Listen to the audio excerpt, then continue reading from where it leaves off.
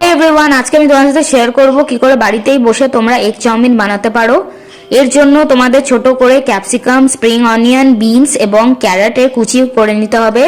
এবং এবার নুডলসগুলোকে তোমাদের 5-10 মিনিট বয়েল করে সেটাকে ঠান্ডা জলে এক্সট্রা ওয়াটারটা ড্রেন করে নিতে হবে এবং বয়েল নুডলসটা আলাদা একটা জায়গায় রেখে দিতে হবে। এবার কড়াইতে একটা ডিমের পোচ করে সেটা ভালো করে স্ক্র্যাম্বল এগের মতো করে নিয়ে সেটাও তোমরা আলাদা জায়গায় রেখে দাও।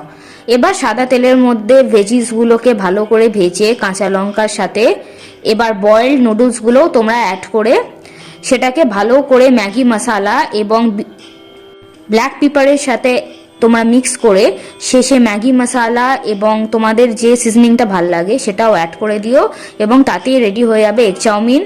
কমেন্টে নিশ্চয়ই জানিও তোমাদের রেসিপিটা কেমন লাগলো এবং সেটাকে প্রেজেন্টেবল করার আগেই তোমরা ডিমটাও অ্যাড করে দিও, তাতেই হয়ে যাবে এটা এগ চাউমিন।